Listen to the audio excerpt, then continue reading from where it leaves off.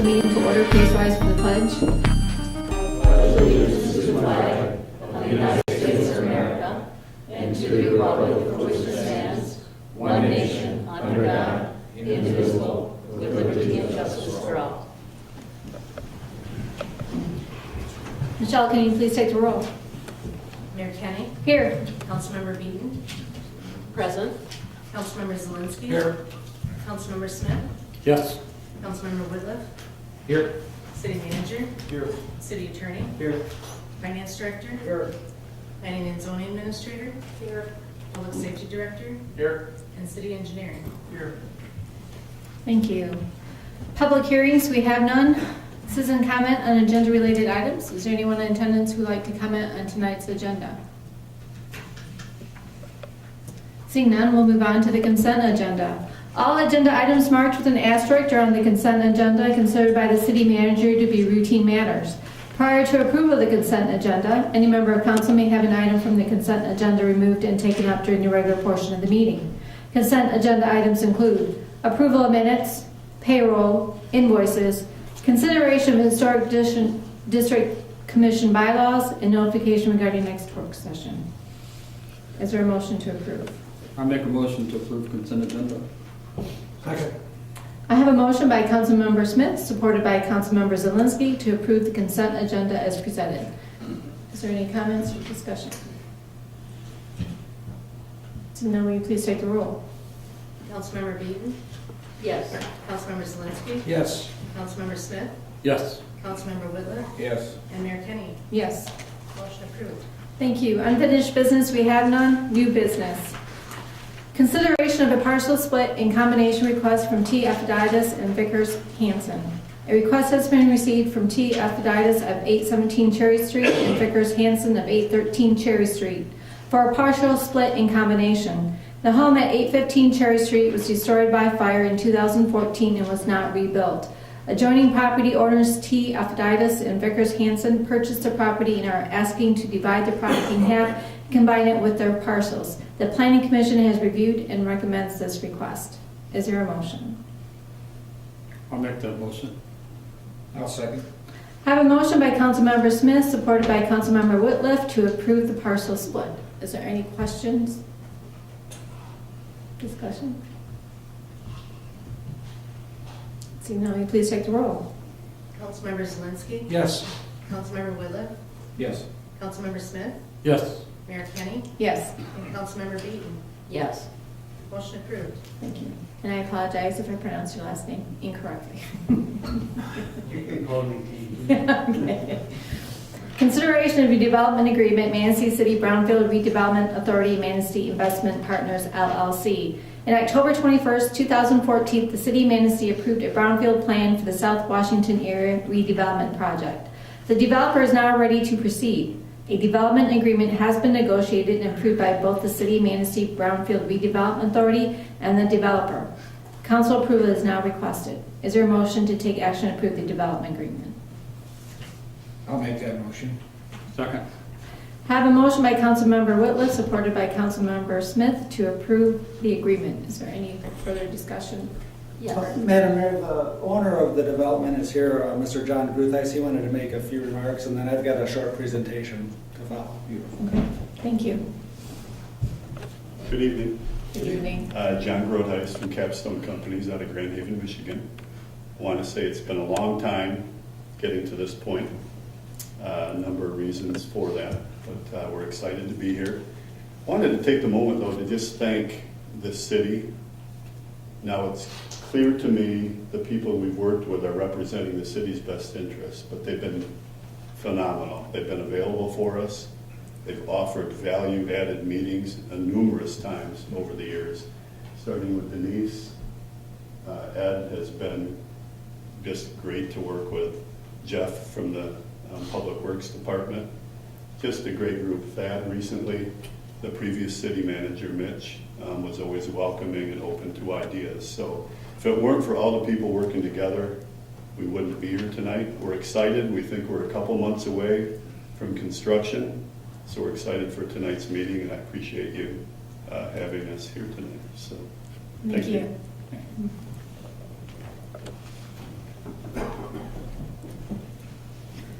So I wanted to just give a little bit of more of the details of the development agreement, kind of run through it. It's a long agreement, it's very complex.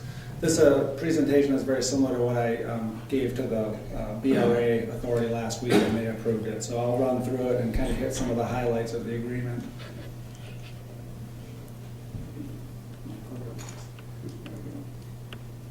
Okay, so the agreement, as you know, is a three-way agreement between the Brownfield Redevelopment Authority, the City of Manistee, and the developer, which is Manistee Investment Partners, LLC. This agreement has been negotiated over roughly the last 3 months. It's been a lot of effort, a lot of give and take, a lot of discussion, but I think we landed in a good spot. It basically, in a nutshell, describes the rights and obligations of each of the parties in the agreement.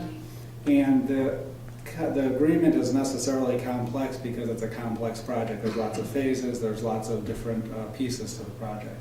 And City Attorney George Saylor was involved throughout.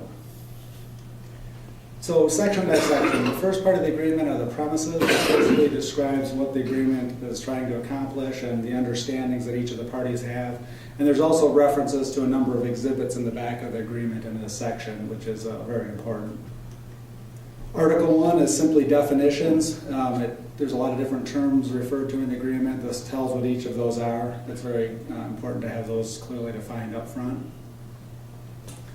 Article 2 is the most important part of the agreement in my view, and it does two different things. The first one talks about the construction of the developments, and it establishes the timeline for both the owner's work and the city's work. And then it also breaks it into multiple stages, which is how that needs to work for the timing and what have you. So that's a very important part of the agreement. The next part is the covenant to pay the financial obligations, and that is the area that prioritizes the tax increment financing payments for the eligible activities. The first part of the payments goes to BRA admin costs, and then it'll be going to reimburse for the Short Street retaining wall structure. After that, it goes 60% to the developer, 40% to the city until the developer's eligible costs have been paid, and then the rest is to the city and to interest costs. So those two sections are really the crux of the agreement. The rest of it just has a lot of contingencies and that sort of thing. Not that they're not important, but this is where the real meat of the agreement is. There's a discussion about transfer of reimbursement, which allows the owner to construct the public facilities if there's an agreement with the city and the owner. And there's also reimbursement conditions, which establishes what conditions are necessary to receive the reimbursement from the Brownfield Authority, and also what the interest charges are. Section 2.5, other developers. This allows the owner to transfer reimbursement to others if the BRA approves. And 2.6, indemnification. It establishes the owner as an independent contractor, indemnifies the city and BRA, and provides for different various insurance requirements. 2.7 basically says both the owner and the city can have access to the site to construct the various pieces of the project. 2.8 says that the city will approve the tax abatement that's going to be coming in front of council as part of the North Channel outlet phase. So it basically says the city agrees to approve the OPRA tax abatement for the North Channel outlet. 2.9, there are separate covenants and obligations, which mean the city is obliged to do certain things and the owner is obliged to do certain things, and they don't cross. Third part of the agreement, conditions precedent to the owner's or city's obligations under this agreement. Basically, it describes conditions necessary for the owners to complete their work, and also conditions necessary for the city to complete their work. And there's a list of items in the agreement that have to happen in order for that work to proceed. Article 4 is covenants of the Brownfield Authority. The Brownfield says that they will adopt and submit a 381 work plan, which has already been done, that the BRA will reimburse for the work that's been completed per the agreement, and that the BRA can also retain professional help if need be to oversee the project and make sure that the reimbursements are appropriate.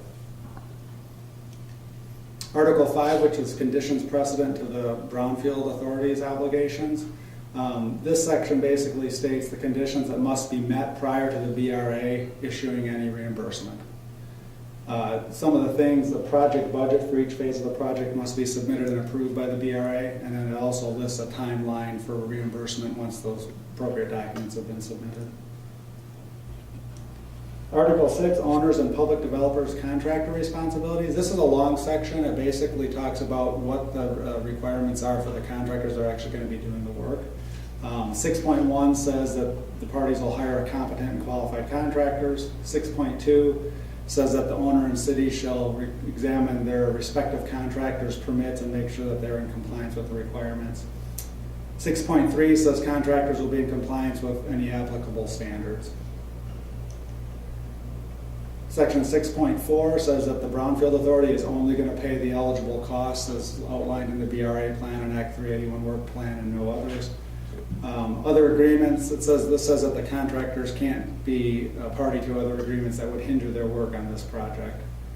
6.6, the contractors acknowledge that they are not an agent or an employee of the BRA. Section 6.7 is a non-discrimination clause, says the contractor won't discriminate. 6.8 is an independent contractor clause, which again says that they're not an agent of the Brownfield Authority. And 6.9 says the contractor will properly handle any hazardous waste that might be generated from the site. 6.10 says that the contractor will follow all applicable rules and laws. 6.11 specifies insurance requirements that the contractor has to provide. And also 6.12 says that the contractor will indemnify the Brownfield Authority. Article 7, coordinated construction. This section says that the parties will grant temporary construction easements as needed to construct the various eligible activities, and that there may be a joint coordination of efforts with their contractors if that seems to be desirable. Article 8, representations and warranties. 8.1 are the warranties and representations of the BRA, and basically they're saying that they're duly authorized and that their execution is valid and binding. 8.2 is the representations and warranties of the owner. They warrant the type of organization they are, that they're authorized and that their signatures are valid and binding, that they'll be in compliance, that they'll have no misrepresentations, and then that there'll be easements granted, which is mentioned later in the agreement. Article 9, defaults, remedies, and termination. This provides for the remedies upon default. And this is the section that gives city protection in case the project goes south or the developer defaults. Basically, what this section allows for is that the owner would reimburse the city for its out-of-pocket costs, which include the engineering of the short street wall, the curb cuts on Memorial and Washington Street, and the water supply, if they were to default. Article 10 has a bunch of miscellaneous provisions, fairly standard. The term of the agreement, a section that talks about the owner can transfer the interest in the property with the approval of the BRA, or they can assign the agreement with the BRA consent, where the notices need to go under this plan. And then there's a laundry list here of just some miscellaneous other legal provisions that runs through. With that, I would take any questions on the agreement. I have a minor question, but it's more along the lines of, not on the agreement, but on something specific on the site, if that's all right. Sure. There's a set of stairs next to the bridge that I understand people have been able to access in the past. Is that an easement that's always going to be open to the public, or is that going to? The agreement provides for a riverwalk easement across the front of their property, all the way across to where the city-owned property is. And since when we rebuild the riverbank sewer line, there'll be sheet pile all the way across there, and that'll make a flat area for the riverwalk.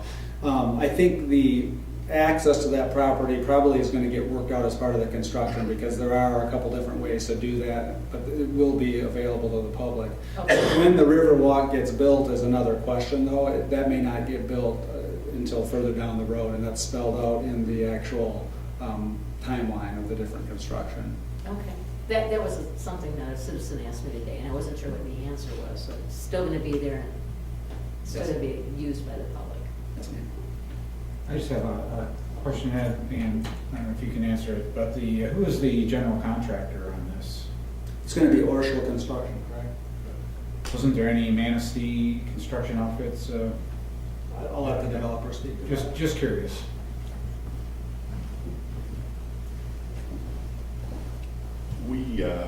bid this out to several different contractors.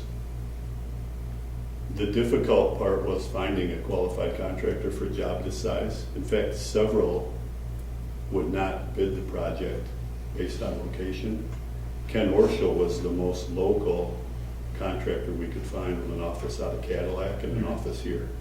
That is the best we could do. Okay. And we feel really good about the guidance we've gotten from him, received from him, and his enthusiasm for the project. But there were several contractors that were not even interested in spending the time to come in to bid the project. It was a difficult process to go through. All right. Well, That's thank how you. we ended up. Yeah, with just curious. Yeah. Thank you very much. And I have a question. In the bonding that we did last year, the River Street Sewer was included in that project. Now, through the tax increment financing, we'll be now paying for that project. What's going to happen with the money that was bonded? Well, we need to do the project much faster than we'll have tax increment finances to help reimburse that. So that's why we had to bond for that particular project. We're going to construct that project this spring and summer. As the TIF revenues start to come in over a 30-year period, once the priority of the payments is complete and the city can start getting reimbursement, then it can be applied to some of those expenses for the riverbank and other things that the city does with the public infrastructure. Okay. And during the Brownfield meeting last week, there was some discussion about hazardous material. And a statement was made that there wasn't anything that required special handling other than didn't have to go to a special dump or anything. Does that still stand? That's my understanding. The developer might be able to speak to that a little bit more, but I believe most of it can be handled in a, I don't know what they call the type 2 landfill. He can probably speak more about that. TF Taxiaris. The site, at the site, there are contaminated soils. There is asbestos, there is lead-based paint that have to be removed. Those are not they are contaminated, hazardous material.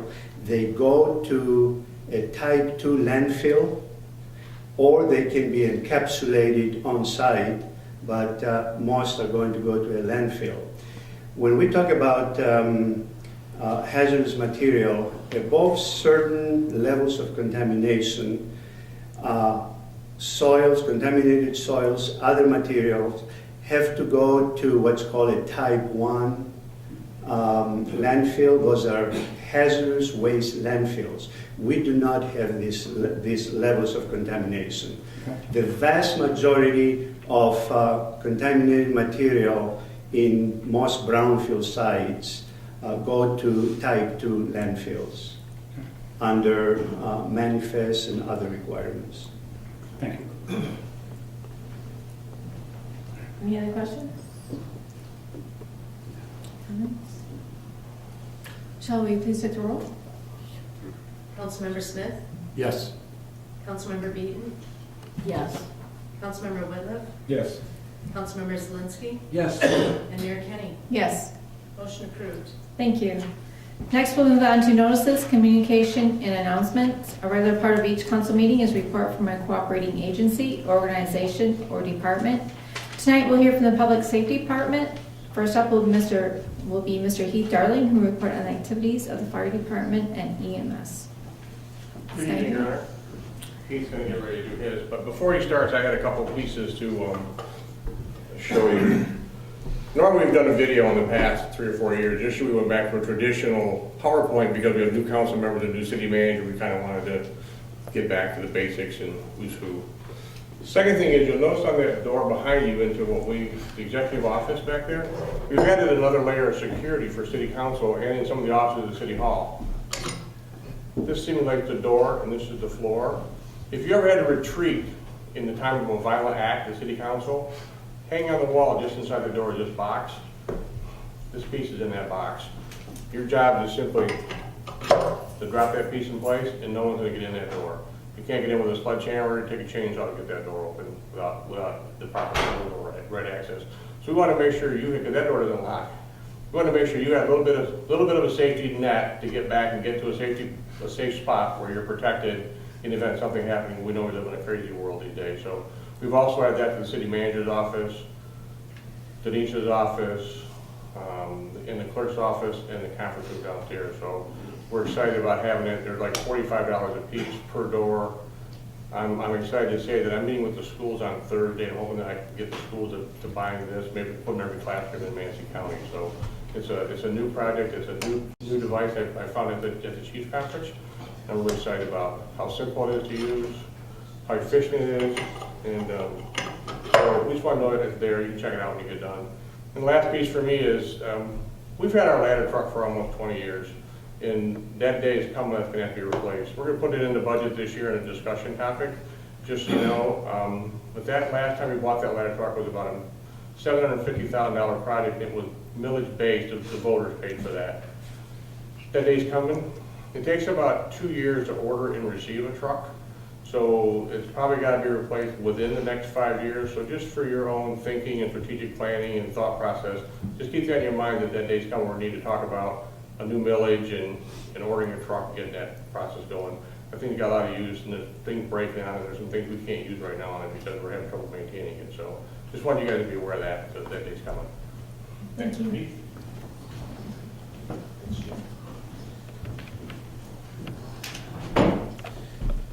Good evening, Madam Mayor, members of council. This year, like the chief said, in addition to just providing you with statistics from 2015, I'd like to give you a little bit of insight into the people that work at the fire department, so you can kind of put a face to the name, if you will. And so I'm going to get right into that. A small group picture, we're a couple short there, but starting at the top, Chief Bachman. Of course, we know Chief Bachman. You may or may not know that Chief Bachman first put the uniform on in 1973. We were fortunate enough to have him come on board with the fire department in 2011. Myself, Deputy Chief and Paramedic, I started in the fire service in 1990. I came from the Traverse City area to Manistee in 2002. I'm a United States Navy veteran and also a liaison between the city and our county medical control authority. So I oversee all the EMS issues between our city EMS and concerns that may or may not exist with the county. Captain Doug Dominic, paramedic. He got in the fire service in 1992, came to Manistee in 1994 from Southfield. Doug is our internal IT guy. If there's a computer problem, he can usually fix it before IT right. Also, he's very mechanically inclined and does an excellent job of keeping our fleet ready and on the road. Captain Mark Cameron, paramedic, started in the fire service in 1989 down here in Grant Township. Moved to Traverse City for a few years and became employed with the city of Manistee in 2003. Captain John Petty, paramedic, entered fire service in 2007, came to Manistee from Flushing in 2010. Driver engineer Fred LaPointe, paramedic, entered the fire service in 1976, came to Manistee in 1978 from Syracuse, New York, also a United States Coast Guard veteran. Brent Haskin, our last remaining EMT, he's currently in paramedic school, a driver engineer in the fire service since 2003, came to Manistee in 2010 from the Cadillac Lake City area. He's also a Michigan Certified Fire Inspector 1, and he's the guy behind the fire and safety and building inspections that we conduct here in Manistee. Firefighter Jim Henderson, paramedic, IC. The IC is instructor coordinator. As instructor coordinator, he is able to apply to the state of Michigan for continuing education. So in doing so, he helps us maintain our medical licenses, which require continuing education every year. Entered the fire service in 2004, came to Manistee as a part-time employee in 2011. and transition to full-time. He also oversees the public education in Manistee. Firefighter paramedic Chris Jeffries, serving since 2003, also came on board as a part-time firefighter and transitioned to full-time. He comes from the Scottville area, and he's been with us since 2012. Lastly, our one and only remaining part-time employee, Robert Verdi, firefighter paramedic, entered in 2005. He's been with us since just this past summer. All these guys are, they take an enormous amount of pride in their work, and I think that's reflective of the comments that we receive from the community pretty regularly.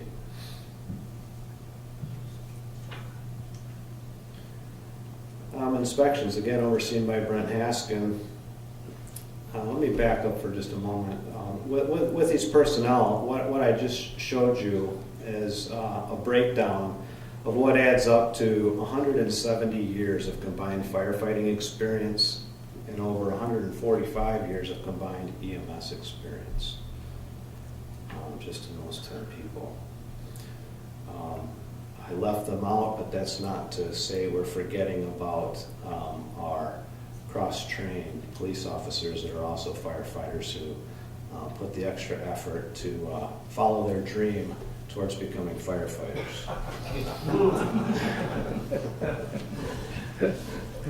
Again, Brent Haskin oversees inspections. This has been a really busy year for him. Again, he's in paramedic school. He's going through countless clinical hours. Somehow I still found the time to knock out about 30 building and business inspections in 2015. A couple of resulted in some enforcement action with a couple of citations and one appearance in court. Many of the building inspections he does, they require follow-up that goes on throughout the year. He does just about anything he can to help business owner work up to full compliance with the fire code and city ordinances. This year, during Fire Prevention Week in October, we opted to have an open house, something a little different we haven't done in quite a long time. The county was having a fire prevention festival, if you will, for quite a few years, and it was showing less and less attendance. So a lot of departments went and focused on their own jurisdictions, us included. So we had an open house. We offered hot dogs. We opened the building up for tours, had our equipment all available, had some literature to hand out for fire and safety materials, and we saw about 200 visitors that day. Fire safety and education, Jim Henderson oversees that.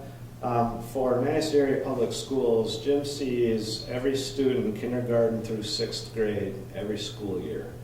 And I think that plays a key role in the number of fires that we see or actually don't see as a part of these kids growing up in a culture of fire safety.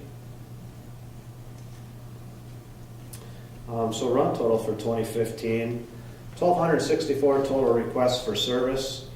That's down just 30 or 40 over the year prior. 1,090 were actual emergencies, 174 non-emergent, and those are things that encompass like gas detection. If somebody calls and they think maybe they have some carbon monoxide in their home, we can go out and meter the atmosphere for them. Possibly lift assists, people that are physically disabled, they need a hand, they don't have the manpower to help them around. Maybe we're assisting them from their home into their vehicle or vice versa. And even on occasion, if we take somebody out to the hospital and they don't have any other way back home, we'll get them back home into the city here. 16 fires, that's down 2 from the year before. 8 fires within buildings, and that was the same as 2014. 171 other fire-related incidents. Those include anything from fire alarms, down or arcing wires, gas leaks, fuel spills, just about anything else that doesn't actually have a live fire attached to it.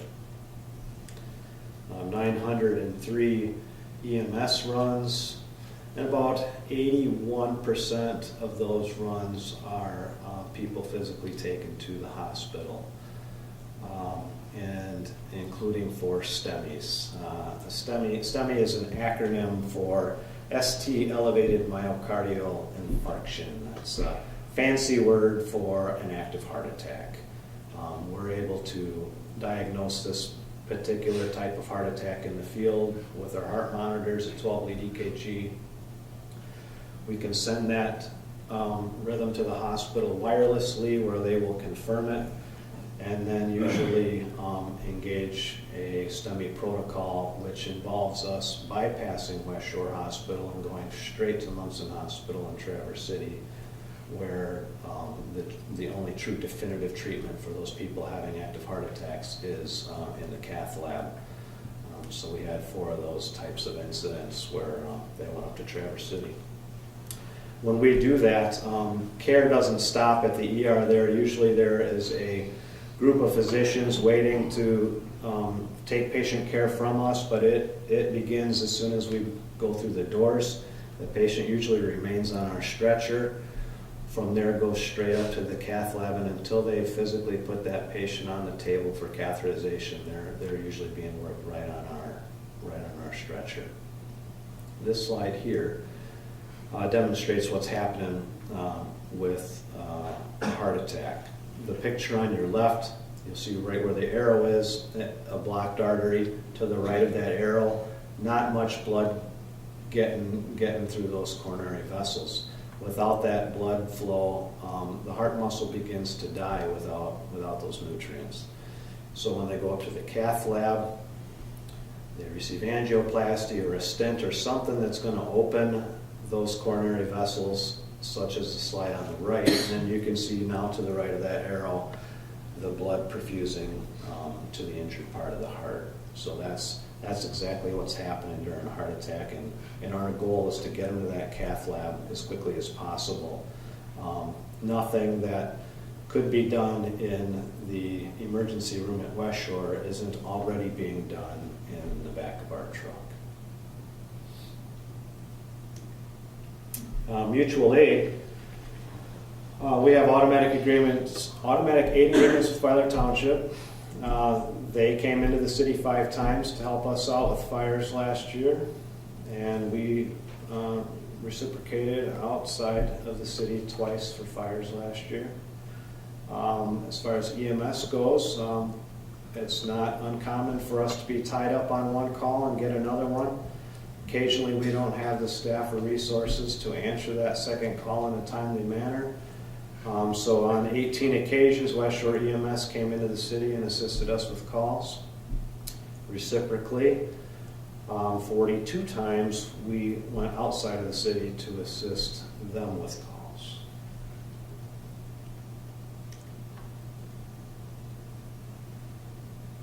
Education going on in the department. Doug and John completed their paramedic course at the end of 2014. This past spring, received their paramedic licenses and have been running like gangbusters ever since. Brent Haskin, as I mentioned, is currently enrolled in paramedic school. He is due to complete that this year. Captain Cameron and Chris Jeffries attended the Michigan State Weekend out at the National Fire Academy in Emmitsburg, Maryland. A course called Exercising Leadership Through Difficult Conversations.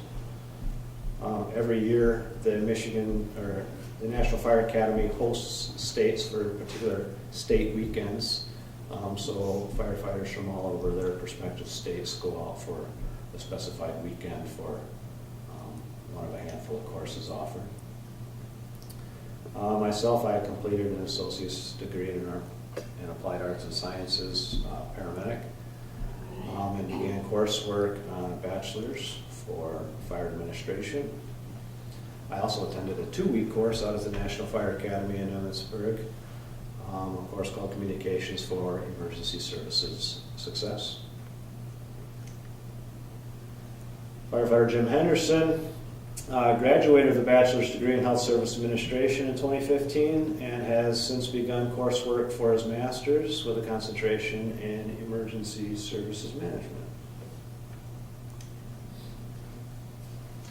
And that about sums up the highlights of 2015 at the fire department.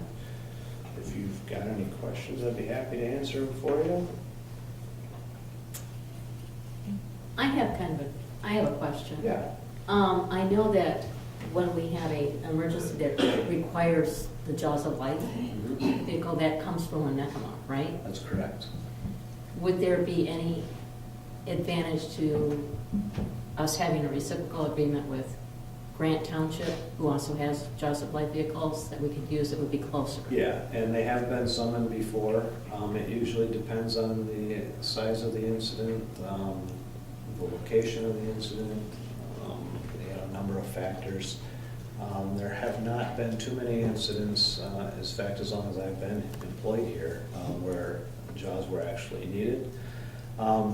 But we have also applied for grants several years now for JAWS, including this year. We've also got grant requests going out to ultimately have a pair of our own.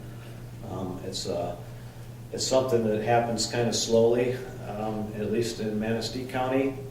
But there are several fire departments that now have components of the Jaws of Life, maybe not a complete set, but including Filer Township, Granite Township. So everybody is working towards building on their arsenal of Jaws type supplies. But you are correct. For Manistee County, formerly, they do respond out of Winnebago initially. But we can use Grant Township? We can, yes. Okay, Yeah. so... And Filer Township, being closer to Grant, more frequently calls them in for assistance whenever there is an actual JAWS call. That I'm aware of. Thank you. Yeah. Just want to thank you and your crew, and you do a fabulous job at the firehouse. Thank you. Very proud of you guys. Thanks. Thank you. Next, we'll hear from Mr. Steve Schmelly, who will report on the activities of the police department.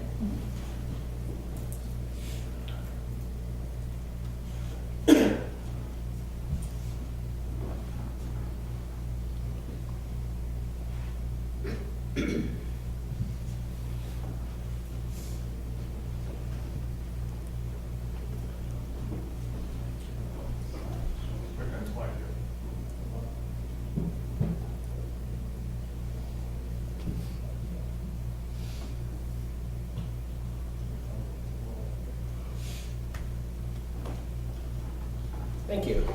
Good evening, City Manager, Council, Madam Mayor.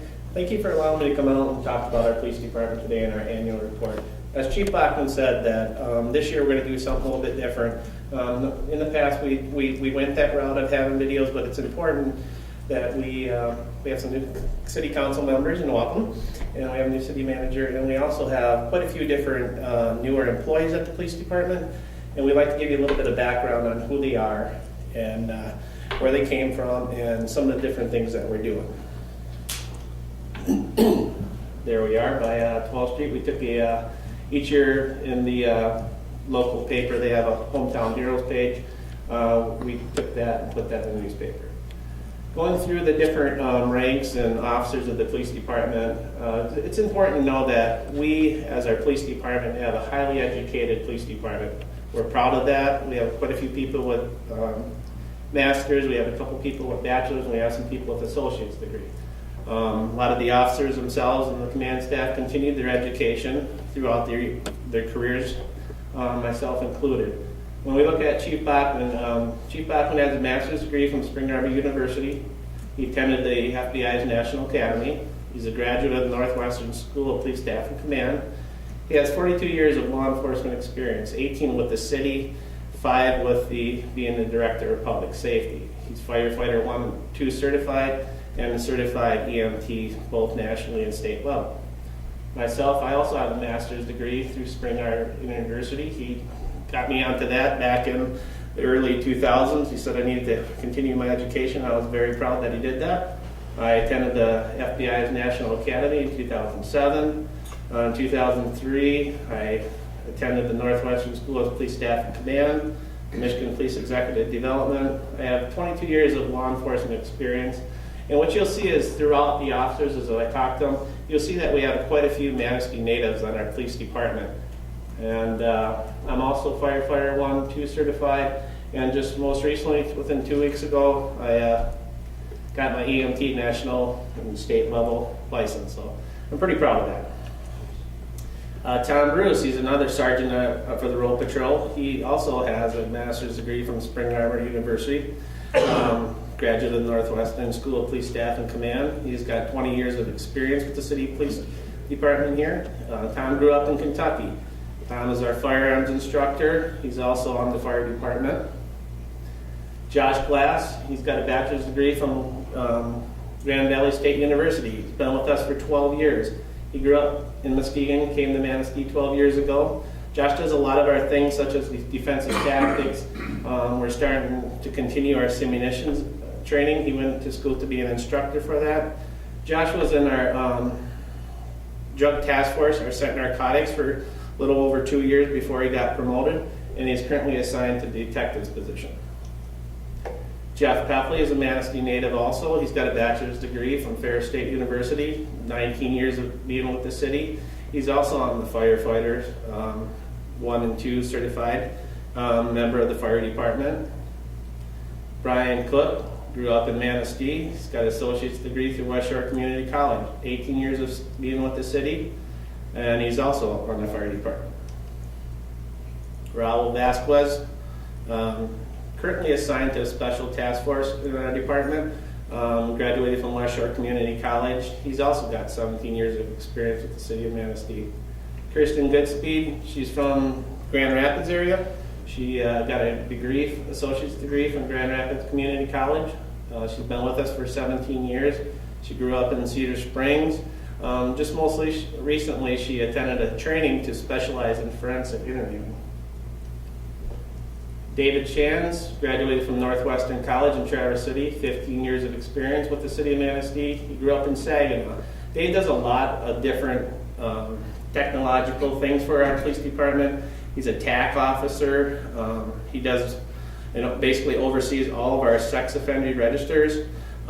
Each year he goes out and conducts compliance checks and oversees the register of 102 active sex offenders that we have in the city of Manistee. Jason Halliott grew up here in Manistee, got a bachelor's degree from Kaplan University, been with us for 15 years. He's firefighter 1 and 2 certified. He's a certified animal control officer. He's a member of the Ad Hoc Domestic Animals Committee. He's a secretary for the Manistee County Firefighters Association, and he's also on the Manistee County Dive Team. John Frost, you may know him. He's our blight officer. He's got an associate's degree from Maryland University. He's been with us 5 years now, and he grew up in Nebraska. Chris Van Skolak, he's from right here in Manistee. He previously worked for the city of Novi. He's got a bachelor's degree from Ferris State University. He's been with us for about 1 year now. He's currently at this time enrolled in the Firefighter 1 and 2 curriculum for the Manistee County Firefighters Association.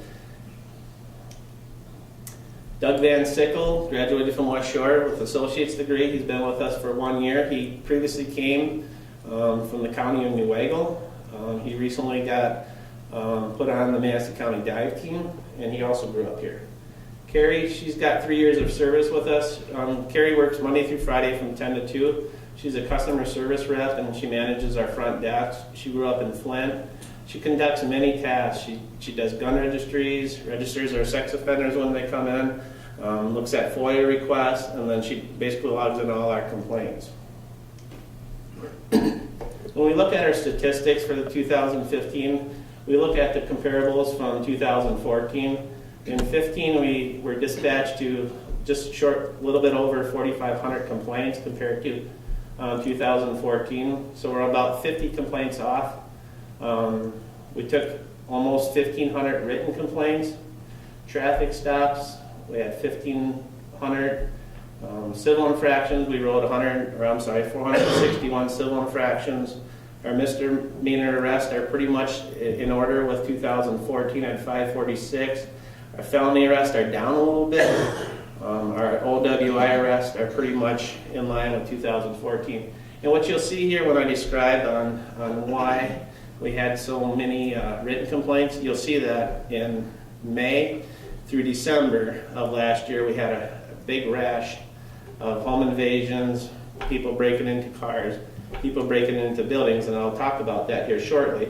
But the thing that we want to remember, though, a lot of times when we have a lot of uncontrollable, as if you may, crimes that are taking place right off the bat, usually in smaller departments, a lot of the self-initiated activities of the police department kind of diminish. We kind of move the resources around to make sure that we continue to have our traffic enforcement out in the city.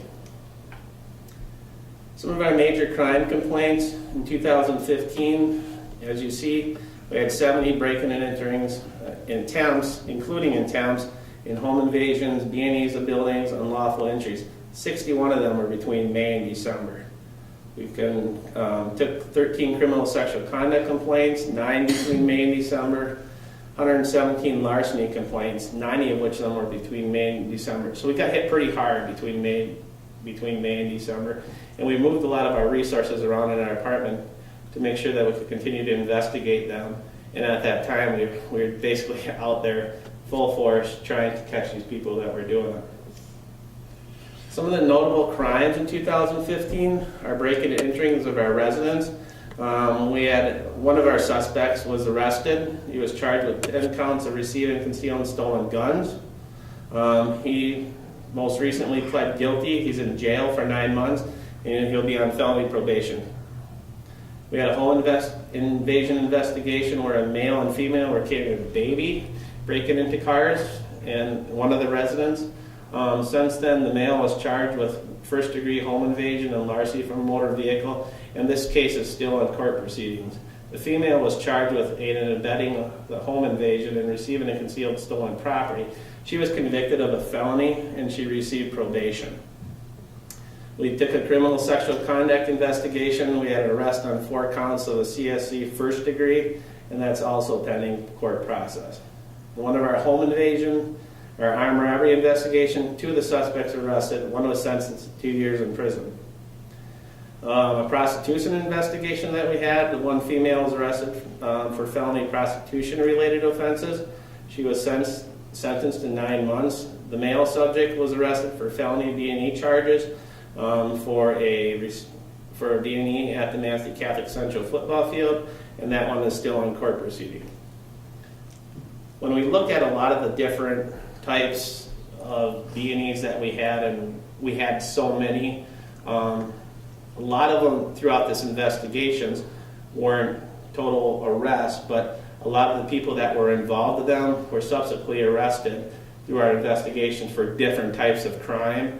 So we did make some pretty good effort and some move forward on them to get them people off the streets, and since then probably 2 or 3 that we know that are still in jail. Our animal control complaints. Jason Halley takes care of these. He's our animal control officer. In 2015, we had 34 written animal complaints, 7 dog bite complaints. One of them was a dog-on-dog complaint. 6 dogs bit people. We get called pretty regularly for dogs wandering in the neighborhoods. We work very well with the animal shelter. We found 19 dogs and placed them out there. We took 2 animal cruelty complaints that were investigated. Jason Haddix will go on, he'll talk with the people, check for shots, make sure the dogs are registered. If they're not, he'll take appropriate actions. 21 misdemeanor civil or city ordinance citations were issued. 10 for unlicensed dogs, 2 for failed to rabies shots, 8 dogs running at large, and Officer Peffley wrote 1 for chickens running at large. John Frost, our officer, he does our blight investigations. There's 2 different major types of blight investigation. One's a blighted structure. The other one's a storage of trash, building materials, rubbish, debris on property. Each year, usually in the spring and usually in the fall, and in the midst of the whole year, we go out and orange tag a lot of vehicles. If they're junk vehicles or if they're abandoned in the city, the vehicles have to be licensed, insured, and road ready to drive down the road. We end up having 51 junk vehicles that we tagged and either had the owner get the proper paperwork on them or towed away from the property.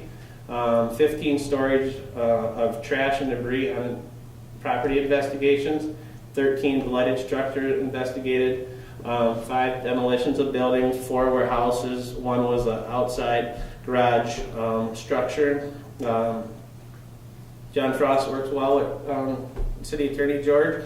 They wrote 3 civil infractions were issued, 2 investigations led to court proceedings, and 2 vehicles were impounded.